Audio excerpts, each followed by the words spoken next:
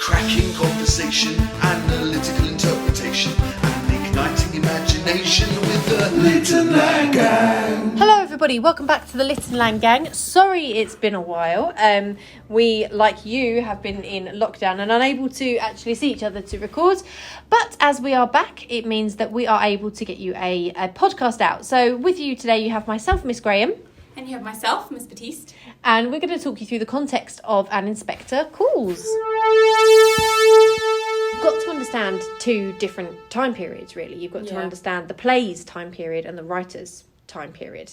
What we're going to do today is we're going to go through the context in order that it happened.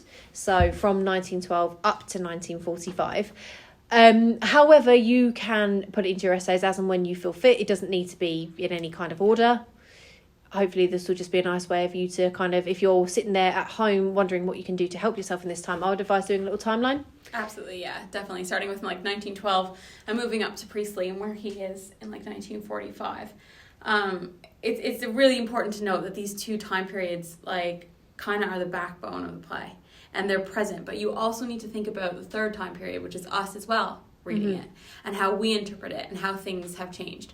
I normally start teaching Inspector Calls to my classes after we do A Christmas Carol, and I'm always telling them this is happening after. Okay, so if you think about the 1840s, like when Dickens is writing, now we're going to fast forward 60-something years, and we've got Priestley writing, well, not in 1912, but he's writing about that particular time period. So it's not actually that far from A Christmas Carol.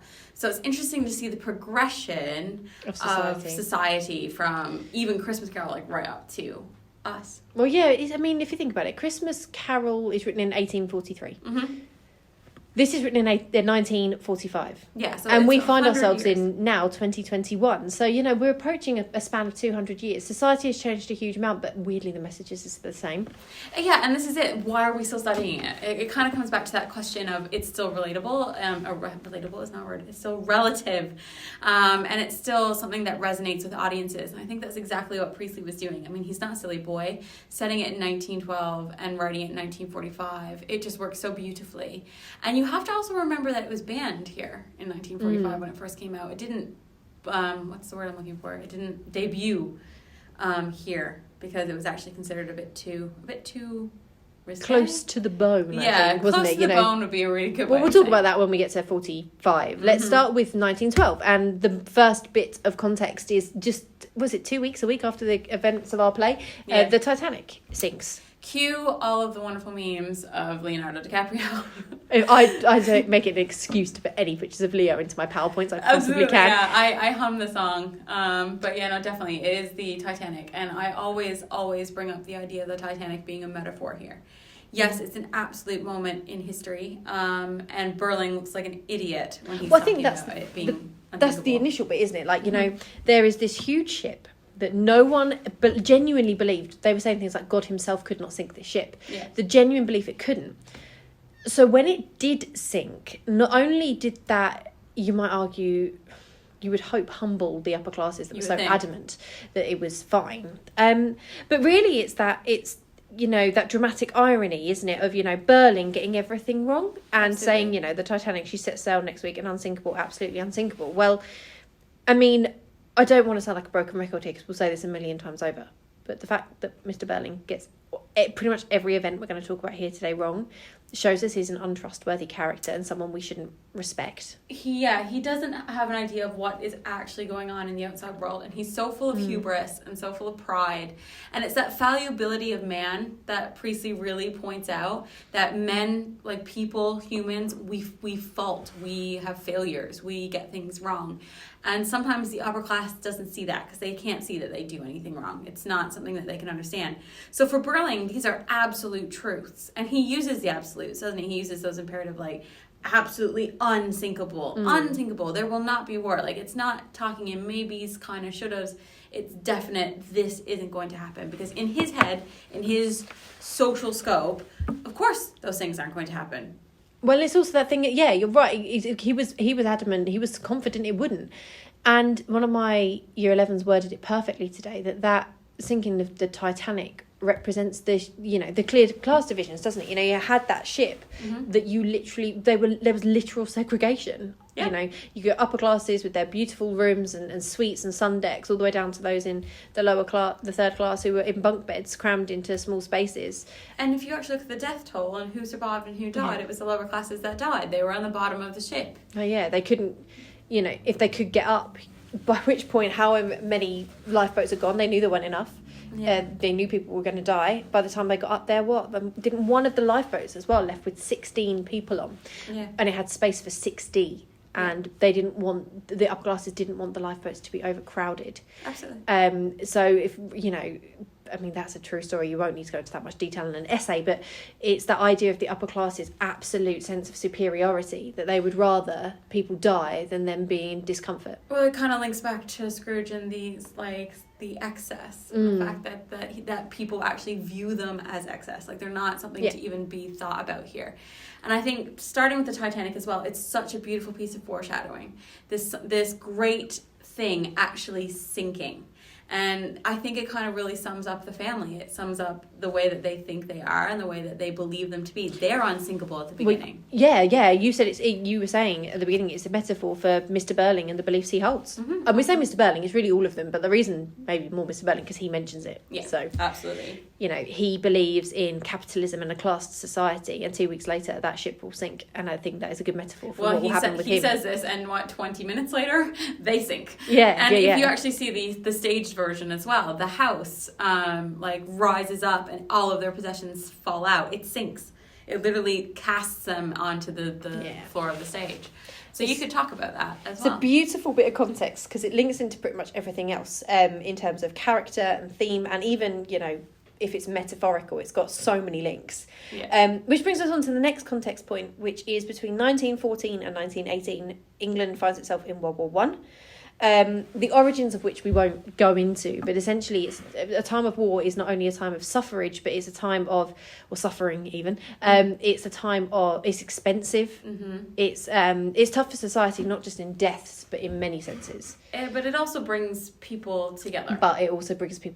And during a war, it's like this idea, at the moment we're in the middle of a pandemic, but we've actually seen huge moments of unity. Yes. In, you might argue the NHS clap during the first lockdown, or in Captain Tom Moore, we have seen the country come together and united at times. And it was the same during World War One. You've got all the young men out at war fighting, whilst you've got people at home, like the women, taking up jobs, basically keeping society running. They're keeping society running at home. Producing. Yeah, they're producing, they're working, they're training as nurses. The upper classes are opening their houses as additional space for hospitals because hospitals were overrun. Yep. So in the trenches, men aren't going, oh, are you first, second or third class? You're your brothers at arms. You're in that together. There's that sense of camaraderie. It is a time of hardship, but bonding. Absolutely. So when the war ends in 1918... It's irreversible, isn't it? What's happened to society at that point. Yeah, but they go back to exactly how they were. Yeah. They don't, as the inspector says, if men do not learn that lesson... I mean, that is literally Fire, Blood and Anguish is literally a reference to World War One. Exactly, But it actually extends beyond that because they don't even learn their lesson from that. I won't talk about World War Two now, but you might argue the origins of World War Two are in World War One. Absolutely. The lesson isn't learned. There's lots of change and there's lots of things that could hint at a better future. And I think this is something that really frustrated Priestley is the fact that there's been so many opportunities for change and you can see the change. So had we respected women after the First World War and actually seen the importance that they had in what was going on then we wouldn't have had to have the suffragettes and the votes and all that stuff. If we actually woke up then, things would have been different. And I think that's why he points out is that it's history repeating itself. And I think having the repetition of the girl dying as well in the play, it's that repetition of history that he's like, we need to break this cycle. Yeah, and it is very much a cycle, like you say, because to bring us on to the next bit of, well, it's not actually the next bit of context, but since you've mentioned it, we talk about women in the vote. Women get the vote. This bugs me. So women get the vote in 1918, and that is the year, in 2018, with this huge thing of recognising women get the vote. It's 100 years since the vote. I should highlight, not every woman got the vote in 1918. Only women over the age of 30 who were married to a man that owned land got the vote. So I read into that. married women who had important husbands that could influence them. Got the vote. Got the vote. All women didn't get the vote until 1928. So that's when you get all women over the age of 18 that matches men. Yeah, that's absolutely. when I will be recognising That's the equality, isn't it? Yeah. But, you know, I suppose it's that point, and we talk about it quite a bit. We talk about, you know, what will happen to these characters at the end of the play. And I think it's quite nice to look at a character of Sheila and go, you can see her being a suffragette. You can see her, you know, fighting for those rights. Fighting for the rights, wearing the sash, marching through the streets of London and stuff, like to petition for her right to vote. You can see her taking up arms during World War One, getting involved, and then in 1918, maybe even getting the vote. Yeah, absolutely. So that's an important bit where we see maybe a lesson learned in 1918, but really is it, because it's not everyone. It's more of an individual lesson. It's not a society, like a lesson learned by society. And I think Priestley, with his many speeches on, I say Priestley, but the Inspector and Priestley are kind of the same in my brain. Yeah. And with his many speeches on responsibility, I think that's what he's saying. Look at how many chances we've been given, but yet it's got to be everyone. Everyone needs to make that choice. And the whole of society needs to change. It can't just be the one person. It has to be other people as well. Well, when you say that about a whole society needs to change, it brings me on to the Russian Revolution. That is where, because that was mental. So in 1917, I don't know if everyone teaches this, because whenever I go over the Russian Revolution, I'm not sure, because it's such a subtle reference, but equally it's a really good one to kind of bring in for your top end dancers. I only bring it up because I did, me and Jack, Jack loves the Russians, and we went to an exhibit in the Tate. It was called Red Star Over Russia. So good. And it was actually when I was going through that I was like, this is An Inspecor Calls.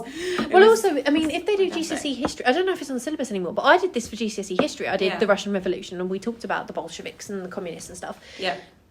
It's perfectly relevant. And Mr. Burling says in that speech, except for the Russians, who will always be behindhand naturally. So I think that is a little dig at the Russians, isn't it? And, absolutely. And so the Russian Revolution, guys, if you're not certain, it's great for top end dancers. In 1917, there was an uprising in Russia. So a man called Lenin, who you've probably heard of, Leningrad is named after him in Russia, read the Communist Manifesto written by Karl Marx, and you've probably heard of Marxism before, which is the idea that the working classes are continually undermined and exploited.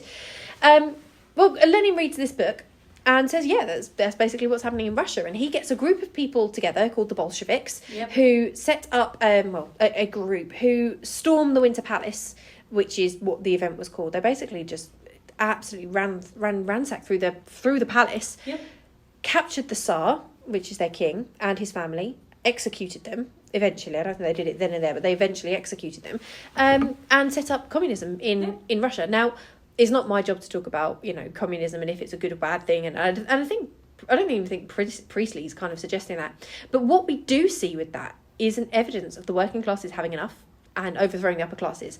Whether, you know, awful things happened in Russia. Under the rule of Stalin. It's not a happy history in Russia. No. But I think you're right, making that point, being like, look, it's possible. Yeah. You can rise up. It's possible. Working classes will always outnumber upper classes. Absolutely. And it's so interesting that we have that divide of power when there's more people on the bottom. And I think that might be something that he's referencing there. Because Eva Smith, she's not in the play. She's not in it. She's not listed in the characters or anything. But yet, look at the power she has over this family and what's happening to them and things like that. So maybe there's a metaphor that you can bring in there and talk about. It definitely would make, it makes for a good point if you're smart enough to bring that in. It's also a little bit different. Examiners have heard World War One, World War Two, the Titanic. If you can talk about, you know, the illusion, the way that he alludes to the Russian Revolution. Well, and he says that they're backwards, when actually you could argue in that moment. They're more forward than Mr. Burling. Well, I mean, it doesn't take much. He's so backwards. He is basically going backwards. Yeah, isn't he? Which is then brings us on to, there's a period of not much context being entirely relevant, but then you have mass strikes during the 1920s. In 1926, I think 2 million people walk out of work. Out of protest, and think, well, we didn't learn much because that's exactly what Eva did, and look what happened to her. Exactly. And 1926, so just 15 years later, we have the same thing happening again. And that leads us up to World War II in 1939. And we've said it's disastrous, absolutely. And as well, I was saying to my year 11s just today that we were talking about in 1939 and war and the origins of World War II being in World War One, and we didn't learn our lesson. So, as the inspector says, here we are. But in blood of equally, fire and anguish. we were saying that in World War One, awful atrocities happened. Less people died in World War One. Dreadful, dreadful fighting. But if you were at home in England, you were safe. Yeah. But you're not in World War Two because they're bombing England and other countries. And I think this is I think this might be Priestley pointing out that this is the unifier, is that last World War. I think that, yes, World War One is very important, bit of context here, but you would actually have the physical mixing of classes. I was trying to talk to my kids about it yesterday, and how this idea that, if I was an upper class lady and your house was across from my house and you were lower class, and that tube station is our bomb shelter, we all go in there together. Yeah. It doesn't matter. And it doesn't matter. And I don't get a bigger part of the station platform because I'm Lady Croft and you're just an average person. So it's this idea that there really was this mixing. Yeah. Because nothing was sacred, nothing was safe. And staying safe at home, like being women and children, that didn't even hold any... Yeah, your men are sent out to war, but the women and children, that's why we had evacuation, had to get them out of the cities. Because, and that's why there were blackouts and stuff, because... the opposing side would fly over and look for the lights to bomb a city. And so even, I just trying to get them across that point, at the end of the play, there's characters like Eric and Gerald who are maybe at risk of going to war. Well, certainly at risk of going to war. Yep. But this one, that's everyone. That Sheila is maybe a mother. That's their children. That's all of them in danger if they don't learn that lesson. And they don't. That's why we have another war. That's kind of the point Priestley's making. Exactly. And interestingly, this brings us on to the glue that holds it all together, that is Priestley. Yes. That lived through all of this. He was a soldier in World War One. He was injured and brought home to recover. Yeah, he's had such an interesting life. And when you actually sit down and think about it, the idea of him being a broadcaster on the radio as well, he is quite good at getting his opinion out and things like that. I only just recently, going back over his history and things like that, he graduated from Cambridge with literature and political science, and he actually had a career as an essayist, and he produced loads and loads of texts, and a majority of them were Charles Dickens and George Meredith. And it's these ideas of socialism and early socialism, because I know it's really hard to apply socialism to Dickens. Don't get me wrong, because it didn't exist. But it's where the roots. Okay, you're starting to see the roots of the modern for someone like Priestley, who is a socialist and is writing about socialism. If he is inspired by someone like Dickens, then we see a connection between their thoughts and ideas. And you have to think about what he's living through in 1946 as well. You've got the Labour Party has won the election. You have got the birth of the NHS and a more socialist England. But the birth of the welfare state. The welfare state as well. So a more socialist England than we arguably have ever been nearest to. So he would have really seen potential in that. He would have been like, look what is happening. But it's everything. Even the education system changed. Education changed in 1945. So much changed with the introduction of the Labour government. And interestingly, the Labour government, so J.B. Priestley was a signed-up member of the Socialist Party, which in, I think, 1944 combined with the Labour Party. It did, yeah. So actually, Priestley basically... was on the Labour Party. He was basically part of the Labour Party, kind of. So when they get in, that's the ultimate success. Audiences don't really see it until 1946. I think that's when it's first performed. But you get that idea that this is an accumulation of ideas. This isn't just Priestley going, oh, we've come out of a war, I'm going to write a play about responsibility. This is about everything. He is broadcasting, like Miss said, on the radio during this time, during World War II, and he's literally saying phrases. I think they're still on YouTube, you can find them. We are members of one body, we are responsible for each other. And I'm like, that is one of your strongest context arguments to say that the inspector is Priestley. Because he's actually saying echoing the words, his exact words. And he represents... I love the way that the inspector is in a suit of the period. And if you look at a suit of the period, it's not that dissimilar from a suit of 1945. No. So you could absolutely be like, yeah, that's Priestley. He's written himself in. But that's just one interpretation. So audiences see it around 1946. Yeah, it first previewed in the Soviet Union in 1946, and that was its first audience. Oh, Soviet Union. So Russia. Where it was not well received here first. Like it's something that they wanted open. And I think I didn't know they were previewed in Russia first. A place that's always behindhand naturally, after all. Naturally, after all. Yeah, it says the play opened in Soviet Union in 1946 and therefore reached its first audiences in Russian. So you can imagine it in Russian. Oh my gosh, that is top level context. 100%. To know that it was first shown in Russia, that Mr. Burling says is always behindhand. Well, I think it is because that the upper classes, so the people that would have been, and I don't like to talk politics and things like that, but the people who would have been much more communist, upper classes in that particular time period in 1946, they didn't like the fact that Labour got in. They did not like, because Labour and they've always been against each other and that kind of stuff. So him producing this type of play, it was not what they wanted on the stage. It's not popular. It was not popular. It was seen as essentially making them propaganda. shine the spotlight on themselves as well. That's, I suppose the final point we can bring it to is that the context and the message is that we, like you say, we need to learn from this. Absolutely. If you go see a production, when the inspector gives, in the Dollhouse version, when the inspector gives his speech and stops and goes, stop, all the house lights come up. Yeah. Like, you're literally sat there in a bright light theatre as though it's intermission, and you're like, and he's looking into the audience and he's looking at you. Yeah, it's really unnerving. It's really unnerving because he stands there at the front of the stage and all the house lights come up and he makes eye contact with as many people as he can see in the audience, and you're like, wow, okay, so this is a message to us as well about responsibility. But then that brings on to that point that Miss said, that's the third context, isn't it? The third context is us. And you can argue, all the things that we've been through, you got the Cold War and all that fun stuff, the collapse of the Soviet Union, 1991. There's a lot of stuff in our early history that, it was made, Inspector Calls was popular again. But I think it's quite nice to go, maybe, just maybe, he was successful, because we haven't found ourselves in a third world war. And maybe that's his, you could say that the messages of then are relevant now. We still need to learn that responsibility and unity, but perhaps Priestley has had some success. Yes, I think as an author, he has been incredibly successful. Is it perfect? No. Is it exactly what he envisioned? Probably not. But there are definitely stronger parts of our society because of this type of literature and because of this type of way of thinking. And you have to understand that it would have had the same effect as, again, I go back to Dickens. Christmas Carol was sold out before Christmas. And the fact that this was, I want to say, a banned piece of literature, it made it all the more popular when it did come here. Yeah. Banned books. I wish, people need to learn from this, but the moment you ban something, or the moment you say, don't see it. Everyone wants to. Everyone has to see it. And there's such a history of that when it comes to literature.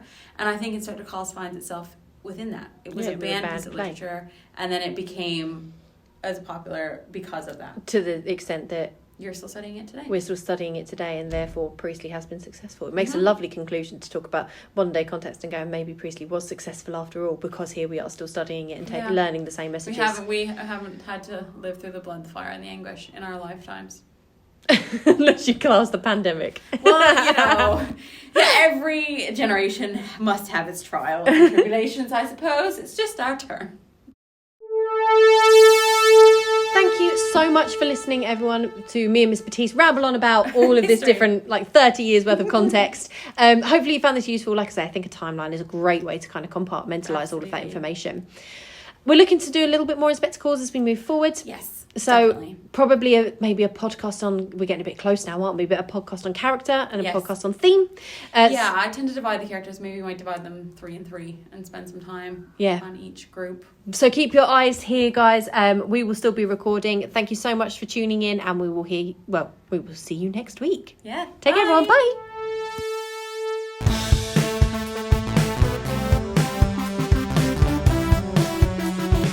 Little Gang.